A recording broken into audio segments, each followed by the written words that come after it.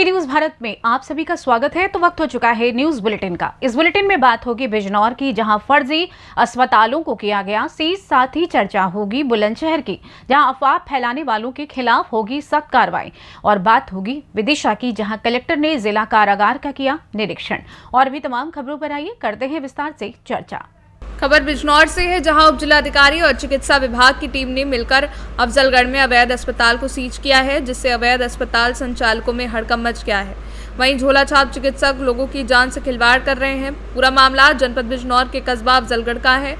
बता दें कि नगर अफजलगढ़ सहित क्षेत्र में सैकड़ों अवैध अस्पताल कुकुरमुत्तों की तरह फैल रहे हैं। वहीं यदा कदा कोई छापेमारी चिकित्सा विभाग कर भी दे तो विभाग की मिलीभगत से हफ्ते भर के बाद फिर से अस्पताल सुचारू हो जाते हैं। लगातार क्षेत्र से मिल रही शिकायत के बाद उप जिलाधिकारी रितु चौधरी ने चिकित्सा विभाग, पुलिस क्षेत्राधिकारी के साथ नगर के एक अस्पताल को सीज कर दिया। उप जिलाधिकारी के मुताबिक अस्पताल बाहर बोर्ड पर अन्य किसी नाम और अंदर किसी अन्य नामों से चल रहा था। छापेमारी के दौरान चिकित्सा विभाग की टीम ने आवश्यक दस्तावेज हासिल किए और अस्पताल को सीज कर दिया। मौके पर उप जिलाधिकारी सहित भारी पुलिस बल मौजूद रहा। एसडीएम ने बताया कि अवैध अस्पतालों के विरुद्ध आगे भी अधिनियम चलता रहेगा। बाहर इमेज हॉस्पिटल, अंदर भैयाजी हॉस्पिटल के नाम से प्रिस्क्रिप्शन दिया जा रहा था। लगातार इसकी इलीगल गतिविधियों की सूचना हमारे पास प्राप्त हो रही थी। उसी सूचना के आधार पर आज इसके खिलाफ कार्रवाई की गई। यहाँ आने के बाद पता चला कि किसी भी तरह का रजिस्ट्रेशन नहीं है और अंदर एक पेशेंट भी पाया गया जिसका किसी भी सर्जन के द्वारा ऑपरेशन नहीं किया गया। तत्काल मौके पर कार्रवाई करते हुए हॉस्पिटल को सीज कर दिया गया है। अग्रिम कार्रवाई आगे की जा रही है। धन्यवाद। नॉर्थ से सी न्यूज संवाददाता सलीम हाशमी की रिपोर्ट। खबर बुलंदशहर से है, जहां लोकसभा चुनाव और होली को और रमजान को लेकर एसडीएम प्रियंका गोयल और सीओ शोभित शिकारपुर ने पत्रकारों के साथ की प्रेस कॉन्फ्रेंस। झूठी अफवाह फैलाने वालों के खिलाफ होगी सख्त कार्रवाई, बोले एसडीएम। आगामी लोकसभा चुनाव को लेकर चुनाव आयोग की गाइडलाइंस की दी जानकारी। बता दें, सभी राजनीतिक दलों के पदाधिकारियों के साथ तहसील सभागार में बैठक आयोजित की गई, जहां बिना परमिशन के कोई कार्यक्रम आयोजित ना किया जाए और इस बार ऑनलाइन होगी परमिशन। होली के त्यौहार को मिलजुल कर आपसी भाईचारे के साथ मनाएं। लोकसभा चुनाव को शांतिपूर्ण तरीके से संपन्न कराने में प्रशासन का सहयोग करें। सभी लोग निष्पक्ष निर्भीक मतदान करें। एसडीएमसीओ ने सर्किल के सभी थाना प्रभारियों के साथ वार्ता कर सुरक्षा के टिप्स दिए। देखिए, परसों इस एमसीसी लागू हो चुकी है, उसके बाद अब चुनावी माहौल हो चुका है। तो उस संबंध में कि विभिन्न हम लोगों की अलग अलग क्या क्या जिम्मेदारी है, प्रशासन की क्या जिम्मेदारी है, पुलिस की क्या जिम्मेदारी है और मीडिया की क्या जिम्मेदारी है, उस संदर्भ में एक प्रेस वार्ता रखी गई है, जिसमें आप सभी लोगों के लिए भी इस समय माहौल में किस तरीके से कार्य करना चाहिए, नियमानुसार क्या क्या गाइडलाइंस चुनाव आयोग द्वारा, माननीय चुनाव आयोग द्वारा जारी की गई हैं, उनके बारे में एक जानकारी दी गई है, जिससे कि आगे वाले समय में चुनाव की प्रक्रिया निष्पक्ष रूप से, शांतिपूर्ण ढंग से और आसानी से हो सके, संपन्न हो सके। अच्छा, देखा जा रहा है अभी रमजान के भी रमजान भी चल रहे हैं और होली का पर्व भी आ रहा है, तो उसको लेकर लोगों को किस तरह से जागरूक किया गया है? जैसे कि गांव में देखा जा रहा है होली का शराब वगैरह का लोग वो करते हैं, सेवन वगैरह और उससे वर्धन करते हैं, ऐसे लोगों पर किस तरह की कार्रवाई की जाएगी? होली और रमजान के संबंध में हमने और सीओ साहब ने सभी थानों पर पीस कमेटी की मीटिंग ले ली है, जहां पर सभी गांव के जो लोग थे, जो शांति समिति बनी होती है ग्रामीण स्तर पर, उन लोगों ने आके उस मीटिंग को अटेंड किया था उनके द्वारा। और हम लोग लगातार क्षेत्र में भ्रमण कर रहे हैं, इनके द्वारा ये इस तरीके के समाचार दिया जा रहा है, इस तरीके से जागरूक किया जा रहा है कि होली पर किसी भी तरीके का कोई भी शराब का सेवन ना हो और इस तरीके की जो इलीगल गतिविधियों में जो संलिप्त है उनके खिलाफ भी कार्रवाई की जा रही है। बुलंदशहर से सी न्यूज संवाददाता अदनान इबाद की रिपोर्ट। खबर गाजीपुर जनपद के जमानिया से है, जहां कस्तूरबा गांधी आवासीय विद्यालय हेतिमपुर के सभागार में प्रथम शैक्षिक संगोष्ठी और होली मिलन समारोह का आयोजन हुआ।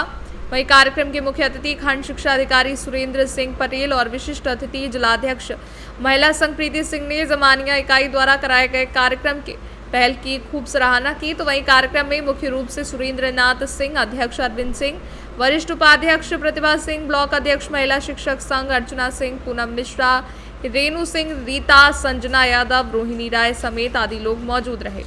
जहाँ ले चलोगे वहीं मैं चलूँगा, जहाँ ले चलोगे वहीं मैं चलूँगा, जहाँ नाथ रख